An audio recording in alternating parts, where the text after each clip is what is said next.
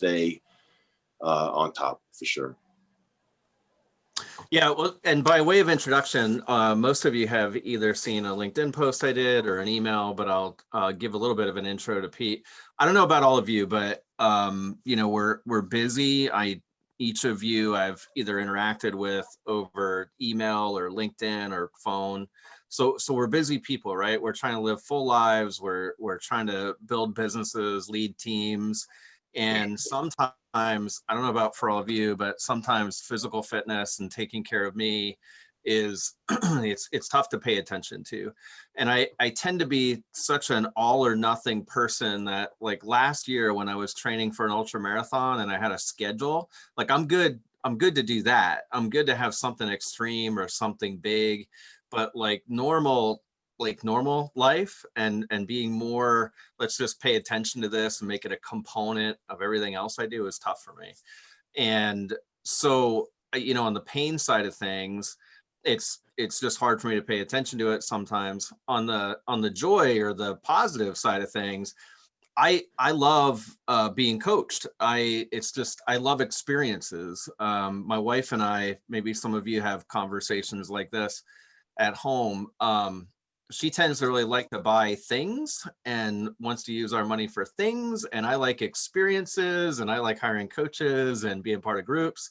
And so, we do okay with that, but it's been an ongoing conversation. So on the fun side, I love hiring coaches. So I've watched Pete on LinkedIn for a while. Some of you may have seen his Making You Better 30 Seconds at a Time. And there's always a link there like, hey, if you want coaching, you could contact me. And I was like, you know what? I think I do want some strength coaching from Pete Koch. That would be fun. So Pete's played on NFL teams, obviously. He's got his Heartbreak Ridge Swede t-shirt on. And it was a lot of fun, Pete, and thanks. We did some coaching sessions over the course of 3 months. I have a workout that Pete did for me, and it's completely, you can make fun of me if you want, but I would go to the gym and be like, I'm going to do my Coach Pete workout. So having an authority figure in my life is helpful, and that's why I wanted to kind of share them with all of you. And without further ado, Pete, the way that I plan to do this, guys, is give Pete about 30 minutes to talk about past and how he's created his current like 20,000 plus LinkedIn followers and how he gives in that way. And then talk a little bit about some of his key beliefs for as he looks around the screen at all of us, what we could use and what would be helpful and what we'd focus on. And then we'll open it up to like Q&A or group coaching, if you will, for all of you. So. Yeah, well, thank you for that, Wayne. I appreciate that, and it's my my distinct honor and pleasure to speak with you all today. And Wayne's exactly right. I've done a number of different things in my life. I've pursued things that are interesting to me, and tried to make a career out of it, sort of along the way. I'm not sure that's the exact best order of things in this world, but I'm doing things that I love, and that includes the passion early on for physical fitness. And in my particular case, a little bit about me is I went to a high school that had a sort of a powerhouse football program, growing up. And I realized pretty early on that I had, that I loved the game of football. And I was a 3-sport guy growing up: football, baseball, and basketball. But I really love football, and I had a really formative, moment in my life when I was very, very fortunate. We sort of had like 2 head coaches, rather unusual situation on that varsity football team. And one of them, and they were both outstanding, but one of them had played his college football at the Naval Academy. His name is John Kalo, and he was there at the Naval Academy with Roger Staubach. And for those of you that didn't know, that Roger Staubach, of course, won, I believe, 2 Super Bowls with the Dallas Cowboys. But while he was at the Naval Academy, he also won the Outland Trophy or the Heisman Trophy, rather. And so my coach, John Kalo, was the center, snapping that ball to Roger Staubach for 4 years at the Naval Academy. And he took away amazing lessons from that experience that he shared with us. And it went far beyond the X's and O's of playing football. And before I was even on that varsity football team, and I went to a combined senior high that went grades 7 through 12.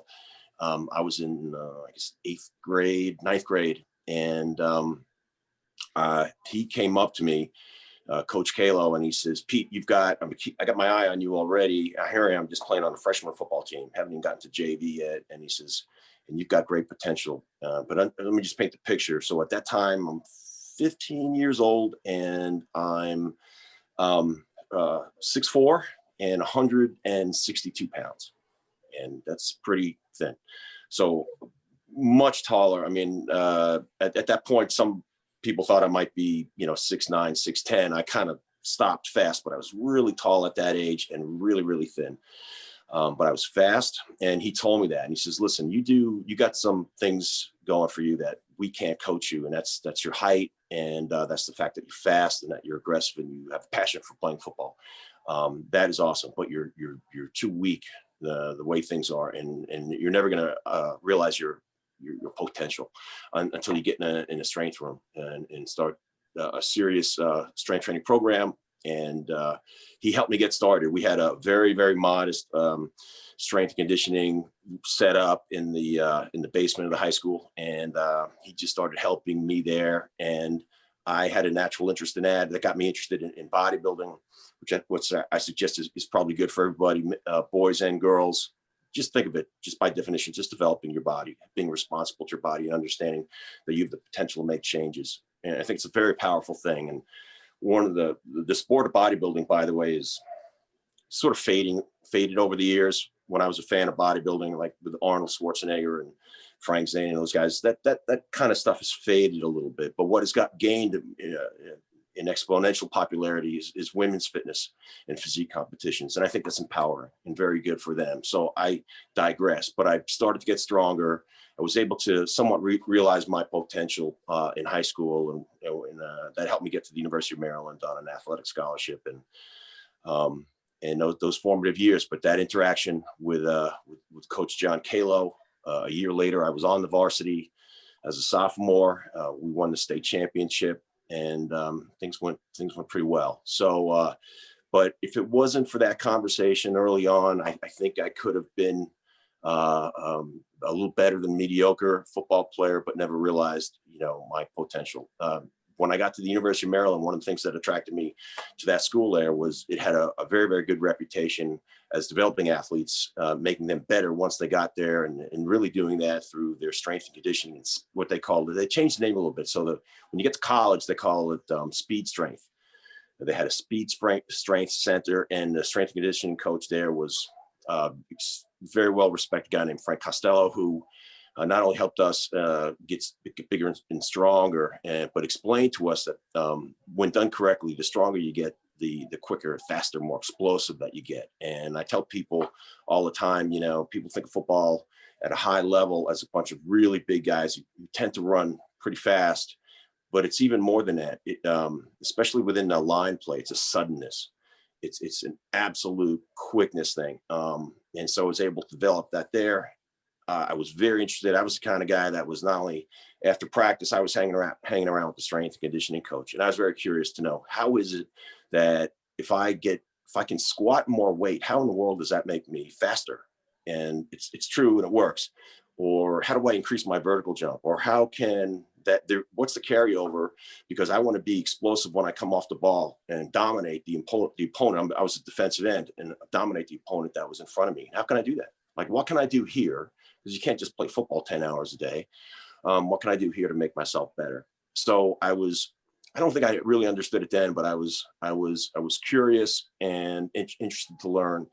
And that has served me well. Fast forward years after football, I said to myself, one of the things that I want to do with the rest of my life when I'm not playing, since I'm not playing football any longer. And I felt like my go-to job was going to be a personal trainer.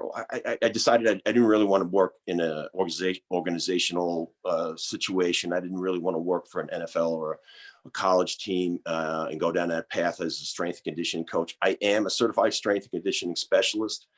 One of my many, many credentials and part of my extensive formal education.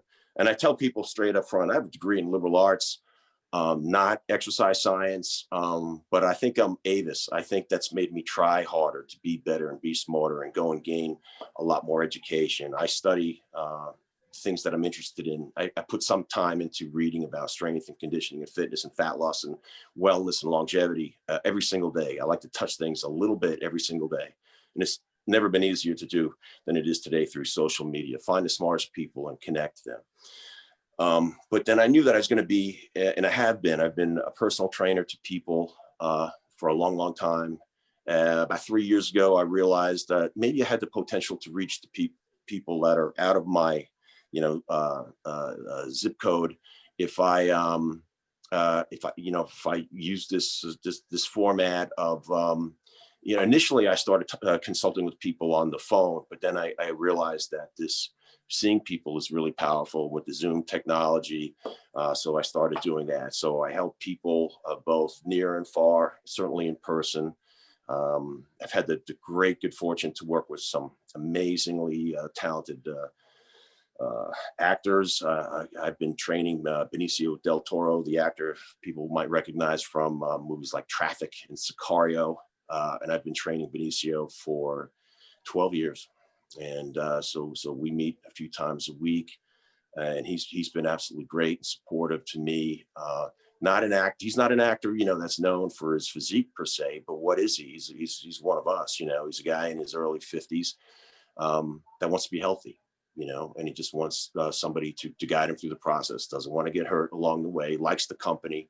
And those are the folks that that go for personal training. And then the other part that I do is I realize that I don't need to be with somebody every single day, provided that you've got the motivation to go and execute a plan. So what I do is I help people. And basically the biggest way that I help people is I realize that if some people have a modicum of experience with lifting weights and understanding, cardiovascular activity, and maybe I have an understanding of a handful of different stretches, these sort of foundational things that constitute a fitness program, but they're probably not educated, certainly not like I am, in a way that they can optimize the benefit and not waste time and not get hurt. And so a guy bringing in a pro like me is going to help you in that way. And I'll explain that in one paragraph that is helpful to most people is in designing the best exercise program for an individual. And it's different, a little bit different, for everyone. It could be a lot different depending on the person's current situation, needs, and goals. But basically, you choose an exercise, and then you say, well, yeah, I like this. Okay, this exercise is fine. I'd like to develop the muscles in my upper back. I realize that's really important for posture. We don't, as we get older, we don't lean back more. Gravity pulls us down. It tends to pull us forward. So we want to strengthen those muscles in the center of our back, mid and lower trapezius, the rhomboid muscles, etc. So what would be the best exercises to do that? That's a good place to start. And then you say, well, how many sets, how many reps, how much rest time in between the sets, how frequently or recovery should I give before exercising those muscles again? And you could even go further than that and say, can I adjust the tempo of the way that I'm performing the exercises? Are there other nuances? Well, all those collectively are called exercise variables. So once you've chosen an exercise, you'd want to give consideration to the exercise variables to optimize your programming. Because if you've got those wrong, for example, if you're training too frequently or not frequently enough, and then you times that by months and months and years, and you wonder why you're not making the kind of progress. And then a guy like me could come along and say, let's take a look at these exercise variables. And here's what's best for you. There's a lot of science behind it that's going to help me indicate to people how to best proceed. There's no perfect workout, but it's just the best that you can do now based within scientific principles. And that's just what I try to bring to the game. That and the fact, somebody with a lot of experiences, that's a person that's just made a lot of mistakes and learned from them. And, that's where I come in. That's always is gray hair. I've been making mistakes and trying to learn from them for a long, long time. So that's a little bit about my training background, my interest in physical fitness. And I know we're going to save, I think, a little time at the end. And so if you're cultivating any questions, I'm glad, to let you pick my brain. And so that's physical fitness side, just a general overview there. And then we apply some of these same principles in a similar way to nutrition. So if we took, I'm from the school of those big rocks. You fill up the glass jar. The story. You put the big rocks in first, and then the medium rocks go in because they fit in between the nooks and crannies, and then the pebbles go in, and then the professor says it's full, right? And then everyone says, yeah, it's full. And then somebody pours in sand. You keep on. It gets granular as you break these things down. And when it comes to that sort of thinking, I like to tell people when it comes to physical fitness and my approach to helping people develop a wellness lifestyle, that I'm a proud generalist. I'm not a specialist, and that's okay. I kind of like the approach that I have. If somebody said to me, for example, I've got a teenage son, and he's got a promising career as a baseball pitcher. Just understand something from a sports science standpoint. Training pitchers is very specific, right? That arm action is not, and especially so. By the way, all kids should train generally, and then only focus down and specialize as they get older. It's a big mistake that parents have a kid do and play just one sport from the time they're 6 to whenever. Better to be exposed to a bunch of sports and to train your body so that those kids get exposed to athletic movement, training that neuromuscular system, the brain, spinal cord, and how those nerves innervate the muscles very, very generally. Then as you get older, you tend to specialize. But if you got a 17-year-old kid and now he's specializing and he can throw 94-mile-an-hour fastball, that arm action has to be trained and the hip action has to be trained very specifically. There's coaches out there that do that. I'm not one of them. I would say, you know what? Your kid needs a specialist that way. My population is, most regular folks of any age that want to get more generally fit. And I'm proud of that. Look, it's the majority of us. We live in a country that is 74% of the population of adults are overweight, 74%. So this is a problem where people need to exercise more, get their arms around nutrition more, come to grips with the situation, and say, how can we help people? I can help you. 24% of the population is obese, 74% overweight, 24% obese. We're number one in the world. It's not a good place to be number one. And this pandemic thing isn't helping any of these statistics, unfortunately. So at least for another 6 months, the way I understand it these days, we're going to be restricted in our movement and gyms, and we're very much locked down here in California, which is frustrating. But it's going to be more important than ever that we're able to drill down on our bits of exercise, the way that we can get it. And the less you can exercise for whatever reason, like your gym is closed, the more important it is that you're straight with your nutrition. So I've got a couple big dogs, and here's an example that I use. I mean, one of the ways that I get exercise and I get some of my productivity done is I walk my dogs 4 times a day for about a total of about 90 minutes, 90 or 100 minutes. And that's where I do my social media, and that's where I listen to podcasts that are important to me. And that's where I'll do some emails and correspondence and reading and research, and I'm walking the dogs, and they're walking for 100 minutes, and I'm walking for 100 minutes, and we're good to go. So on certain days, let's say that I'm unable to walk my dogs that much, and let's say they're going to get half of that, I feed them less. How many people do that? How many people talk about mammals here? They got 4 legs, we got 2.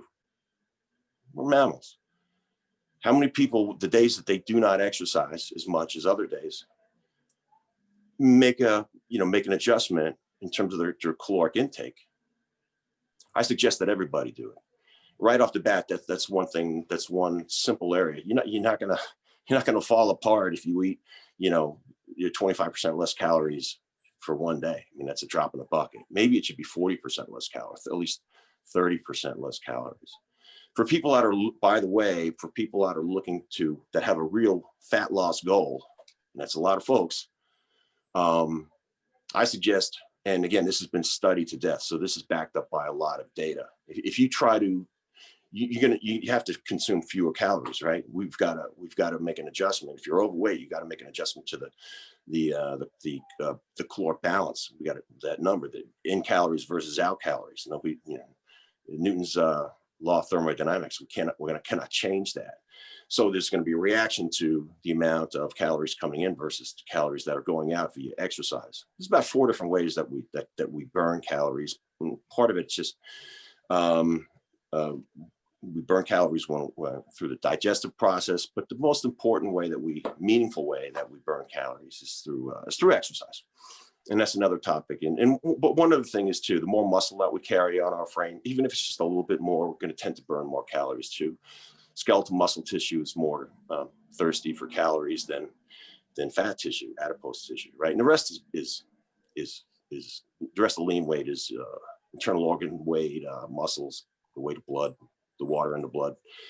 But so we need to be cognizant of that and make these adjustments. Again, I feed my dogs a little bit less on the days that they get less exercise because by the way, I weigh my dogs once a month, right?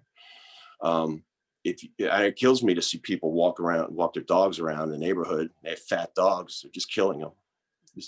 I'm sure they love their dog, but their dog's not going to live as long. Good as that, right? It pretty much holds true for people too. So it's a matter of, some self-preservation. So when I discuss with people, and by the way, I'm getting back to my point here, it's been studied that most people, if they have a meaningful fat loss adjustment, and you got to dig into the calorie counting a little bit, which can be really difficult for people at times, but not everybody. Some people enjoy that process. You just, with a smartphone, it's very easy to find out how many calories you're eating in a meal. You just can ask Siri and tell you how many calories in 6 grams of salmon, grilled salmon, how many calories? Just ask Siri, tell you. And then you want to keep track. But if you have a meaningful fat loss goal, you're going to want to, there's a little more variables here to this, but by and large, you're going to want to reduce your caloric intake by 25% per day and maintain that. I don't think cheat days or anything like that are particularly meaningful or good, but to be consistent there, about 25%. And you're going to feel a little bit hungry at first, for sure, but just the way our body seeks homeostasis and makes us feel good when we're overeating. I mean, if you've gained 10 pounds in the last 5 years, you've been chronically overeating to do that, and probably chronically under-exercising, probably, but some combination of the two. But there's a fix there, and it starts by being cognizant of how many calories you're consuming, the things you're putting in your mouth, and the amount of exercise that you're getting on the way out. So there's, again, a broad overview there of how I try to integrate some, I think, smart thinking on nutrition to a fitness program, right? And, getting outside of that and getting a little bit further down the road, the other important factors are certainly sleep. We know much more about sleep than we've known before. I've been spending a lot of time in the past year up educating myself on the values of sleep. And if people don't get enough sleep chronically, it's absolutely tied to a host of various diseases, cancers, heart disease, obviously depression. So that sleep thing is really, really important. I think people are getting sort of hip to that, and I struggle with sleep myself. So I try to use those tactics, sleep hygiene, to make sure that your environment, which includes making sure that the environment is very, very sort of pitch dark, which I can't quite get right in my situation, but I'm better than I used to be. So building habits about trying to go to sleep and wake up at about the same time. I'm not great at that because my schedule doesn't permit that, but some of these sleep hygiene items are very, very important. So when you start building on that, right? So you got these are the big rock issues. I'm not specializing in anything here. I'm talking about, hey, are you addressing your nutrition from the standpoint of being cognizant? What's that scale weight look like? We can dig into getting more exacting numbers by doing a DEXA scan or a body composition measurement to see what percentage of your body it comes from the form of fat. Hey, what's your body fat percentage? We hear about these things, but what does that really mean? DEXA scan is a device that measures exactingly your body composition, and I've recommended people do to monitor if they're overweight and have a fat loss goal, to monitor their body composition that way. So be cognizant of that. Be cognizant of your physical fitness. Understand that it's a good thing to make adjustments to your physical fitness programming as you go along, as you evolve, as you get older, and as your needs change. I think Tom Brady has done kind of famously. Tom Brady, the great quarterback, has sort of famously changed his approach to. Again, he's not really doing physical fitness. He's doing optimum athletic performance, but he's done a great job of making adjustments. And nobody's ever going to accuse Tom Brady of having a great physique. He's never been the guy that had a great look with his shirt off, but he's just only the greatest quarterback in the history of the planet. So that's all that matters for him. And he's had his priorities in the right place. And the fact is, he's had a very, very good and accurate throwing arm for 22 years as a professional. It's just mind-boggling. And he's a workout nut, and that comes as no surprise to me. And he's very diligent on his nutrition too. So if anybody is expecting high quality results from their own body, and also how that reflects in your cognitive abilities, certainly when you're leaner and you're stronger and you're exercising and you feel better. I tell people, get sweaty every day. We're designed to sweat. That's what showers are for. Take a shower afterwards, but get sweaty every day. At least try to. At least be doing something that's taking you in that direction. And then, then repeat that, chronically. I tell people that how often people say, how often should I work out? Well, probably every day. I mean, how important is it to you? But I think our bodies are certainly made to be exercised in some way. It doesn't have to be an extremely intense workout every single day, but certainly you should be moving with some energy and some meaning, or at least some attention to, walking 90 minutes is pretty good. It's a lot better than nothing. And so on.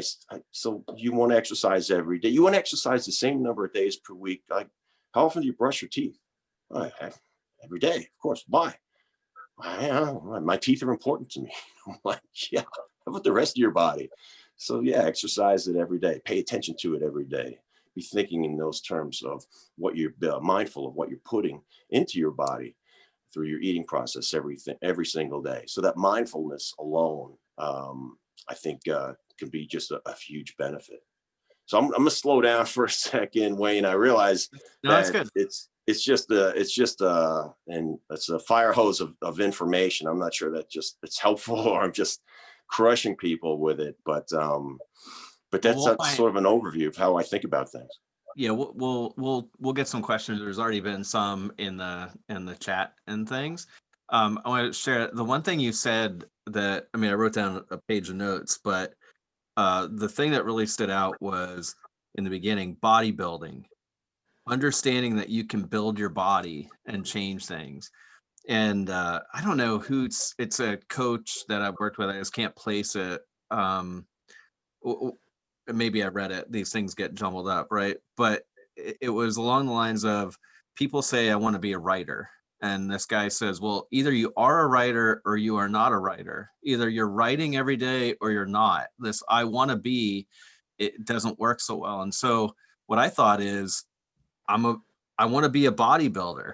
Like, it doesn't need to be that I want to be Arnold Schwarzenegger. I just want to intentionally make changes and be taking action every day to build my body, rather than just letting it happen, letting gravity take over, as you said. So that was really helpful to just say, I'm a bodybuilder. There's been some things in the chat. Tersh in particular, you asked some. You were talking about how you find that you're eating and you're working out, or how sedentary are tied together, and there's a thing about sleep. Do you just want to unmute and talk about those things and air those things out? Yeah, so I appreciate it, and thank you, Pete, for doing this. It's very appreciated. Um, do you know, is there a magic number when it comes to the amount of sleep that needs to be? I tend to not be able to fall asleep until 1, 2 a.m. and I'm up at 6, 7-ish. So I wonder if that helps. I mean, because also Yeah. I mentioned in the chat that I got my my pandemic 15. I've gained that and I've earned it. Um, uh, and I wonder if part of that is due to the sleep. Yeah, well, certainly there's a very much studied and true connection between insufficient levels of sleep and fat gain, and that's a biology that's true and should be, you know, a part of anybody's calculus in terms of their approach, their fitness and their wellness program. And but this whole sleep thing is very challenging for a lot of people, you know, like I said, including myself. And you know, I think everybody's got to try to figure out their own, you know, strategy of getting enough sleep. Sounds like you get 5 to 6 hours of sleep. um you know, for some people that's enough. That's not enough for me, and it's not enough for most. I know that there's a very small, there's actually a medical terminology, and it's a recognizable condition where some people can do absolutely fine on 4 to 5 hours of sleep, which is crazy talk, you know, like when I think about it, because I know I'm best with like 8, and the overwhelming majority of people are going to do better with 8. It would be interesting for you, the way I see it, is if you could, you know, sort of by hook or crook, however, maybe a conversation with your doctor, but to I know I've talked about this with my doctor. He's an internal medicine doc out here in LA, and he's a real fitness nut, and that's what I love about him. You know, I'm very blessed to have a doctor. I met him when I played for the Raiders. I played for the Los Angeles Raiders. Howie Long, Marcus Allen, those guys, and the team doctor was pretty young. I mean, actually, some of the guys on the team were older than him, but he's 10 years older than me now. And he was super fit. He still is, and his name is Rob Huizinga. They call him Dr. H. And so before he went to Harvard Medical School, he was an All-American. He was a 3-time Big Ten champion wrestler at Michigan, and at 168. And here he is. He's 68 now, and he weighs 168. He just decided that in his adult life he was going to maintain the weight that he wrestled at, which is really crazy. But he's a workout nut, and he watches what he eats. And I've talked to him about sleep, and he's not opposed to medication sometime and sometimes it could be just on a temporary way to help people get enough sleep, because if it's all on it's kind of a risk benefit, right? So doctors, especially Dr. Huizinga, is very conservative with medicines, and he say, I don't like to put people on medicine, but the trade-off is that this person is sort of underperforming. They've gained weight, and it sort of all seems to be pointing back because they're not getting adequate sleep. Then an intervention, perhaps a pharmaceutical intervention, might be the way to go. But at least having a talk with your doctor on best practices to put yourself in a position to succeed. And that concept right there, you know, and Wayne, I know he and I have talked about this, and I said, you know, as an overarching, again, I'm a proud generalist, as an overarching philosophy that I have is just, I'm just a fitness guy. I'm a fitness coach, and I can't lift a dumbbell for you. I can't help you get better sleep. I can't decide what food you're going to put in your mouth when you eat lunch today, but what I can do is position you for success. And I do it through conversation and writing programming And I do it through my 30 seconds at a time videos. And that's just my way of giving back. But that's all I could ever ask for as an athlete that played a long, long time and had a lot of different coaches. Looking back on it now, I never had a coach. I never had a coach that I could expect to make a play, to make a tackle for me. But the good ones and the responsible coaches, and that's not a lot of them. That's not a lot. There's a lot of poor coaches. I had a lot of poor coaching, but the good ones did an effective job of positioning me for success. And then my talent goes from there. My will, my drive, my work ethic goes from there. And again, so just to route that back, I would actively explore ways to, particularly since it's almost like you've gained 15 pounds in the last several months. That's definitely a symptom that something is not quite right. And I would definitely explore how to change that and sleep better.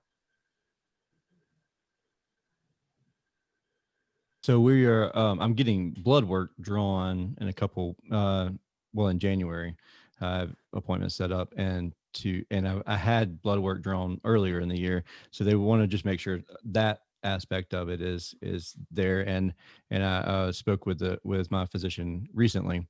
And part of it's due to inactivity, because we've always been remote. We've always been kind of off the grid a little bit. But then we got really off the grid in about March of this year. And so mean like where you live, like physically? Yeah, physically. Yeah. And so, but it's, and so like our business is run completely out of our house, and we don't interact with anybody. Like our service experts, they're 60 miles away. Our service technicians, it's an HVAC company. And so like, we used to have to go to town constantly, and now we're not hardly ever. And so we literally were getting up, walking into my desk and sitting down all day. And it was completely, I was still being active, and not necessarily exercising. While I mean, growing up, I've played soccer my whole life, and up until a couple years ago, and that kind of stopped. And so I know that plays into it also. But at the rate that I'm going, I'll be extremely obese if I don't I don't change something. Can I just jump you several points that I just would like to comment on. And I think the most important of all was, and you've said it, because your activity level is decreased due to factors X, Y, and Z. And I don't know where everybody lives, but I'm spoiled here. It's just sunny and 70 again, but that's not the case for most folks. And that has an impact about, and you got it. And I was talking to a gentleman I work with, a client of mine, and he lives in Pittsburgh, and they've got some pretty nasty weather, and they've got like gray. He said he hadn't seen the sun in 2 weeks, and it's in the 30s. So I'm like, all right, let's put our heads together here. And again, I'm also a believer in behaviorism. Behaviorism is that area of psychology that a lot of people frown upon. Oh, you just can't change behaviors. You have to dig deeper than that. Well, I think there's a time and a place for behavior. So I said, so if it's really terrible weather outsides, let's make you able to behave in like an exercise. I tell everybody, I want you to become an exercise nut.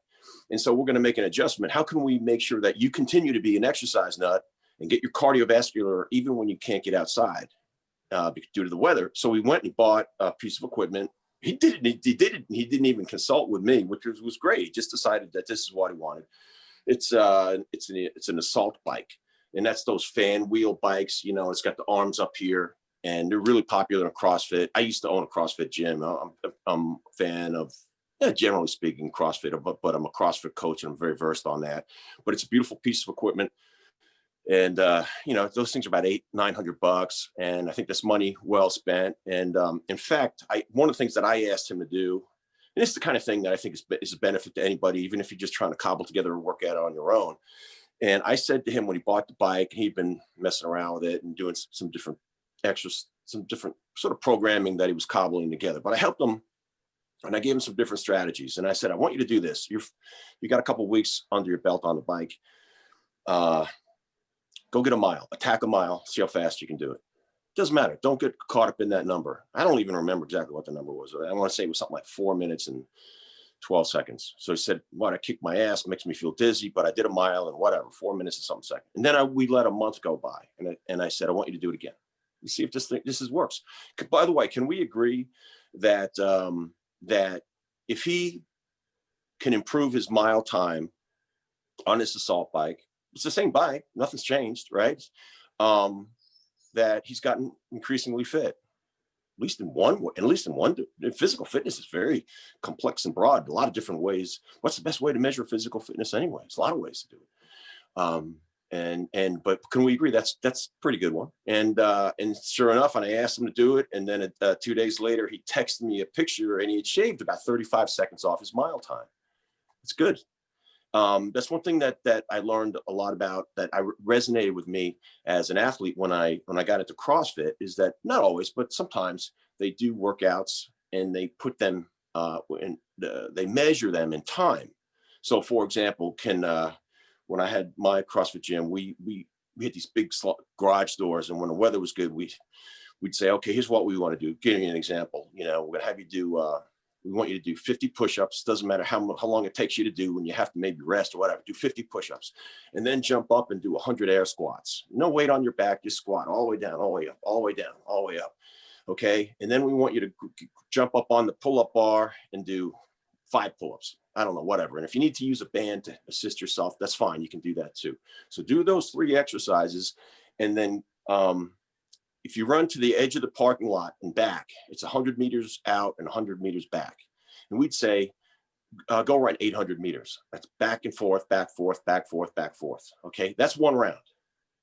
So here's what we're going to do. We're going to do that workout for 3 rounds. And we got a clock over here. We're going to turn the clock on. Don't get caught up in that. Just do the best you can. Deliver that effort, that personal effort. And we say 3, and we've got a group of people. We got 16 people in the class, and we go, and everyone's got their own equipment stations, and we go 3, 2, 1, go, and they do it. Now, some people are going to do real fast, and I'm just making this up. I don't remember what the time was. Somebody's going to do it in 12 minutes, and somebody's going to take 26 minutes.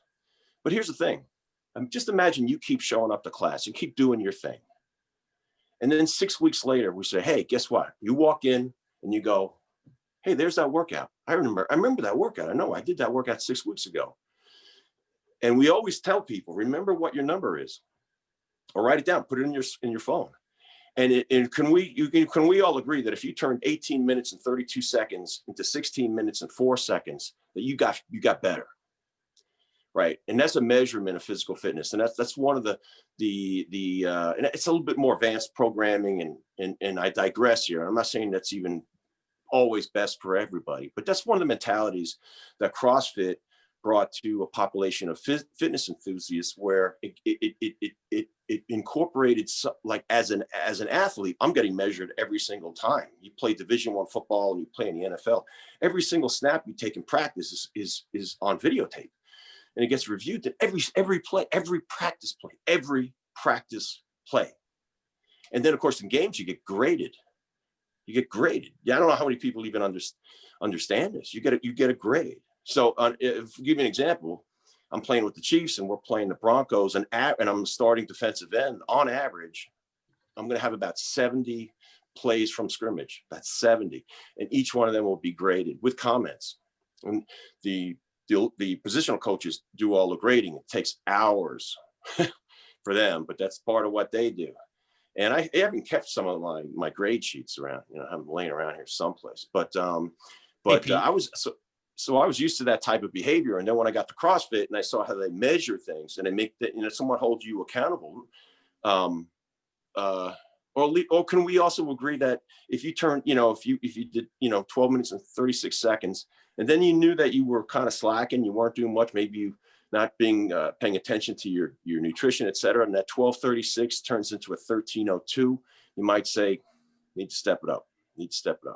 So there's just just some of my off the top of my head thinking on how you can, kind of, think about your physical fitness. Pete, we got another one. We got 9 minutes, and Bo Grant. Thanks, by the way. That was great. Bo. Yeah, thanks, Pete. Appreciate you doing this call. Sure. I'm really passionate about fitness. Anyways, I've been consistently strength training for about 12 years, since right before I graduated high school. So I'm 30 years old right now. And I graduated high school at 177 pounds, maybe 11% body fat. And that whole time that I've been training, I've maintained between 180 and 190 pounds with the variance in body fat. And I'm just guessing probably between 10 and 15%, 16% body fat.